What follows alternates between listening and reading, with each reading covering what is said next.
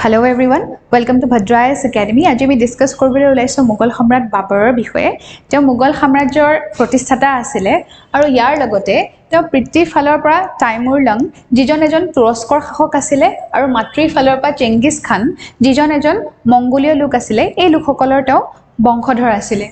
তেওঁ ক্ৰমে লাহোৰৰ গভৰ্ণৰ দৌলত খান লোদীক পৰাস্ত কৰিছিল আৰু 1526 চনত যি পানিপতৰ যুদ্ধ হৈছিল সেই পানিপতৰ যুদ্ধত তেওঁ ইব্ৰাহিম লোদীক পৰাস্ত কৰি দিল্লীত মোগলৰ শাসন প্ৰতিষ্ঠা কৰিবলৈ সক্ষম হৈছিল। ইয়াৰ পিছতে তেওঁ ক্ৰমে খানুৱাৰ যুদ্ধ, চান্দেৰীৰ যুদ্ধ, ঘাগৰৰ যুদ্ধত তেওঁ যিসকল ৰজা আছিল সেইসকলক পৰাস্ত কৰি তেওঁ নিজৰ ক্ষমতা প্ৰদৰ্শন কৰিবলৈ সক্ষম হৈছিল।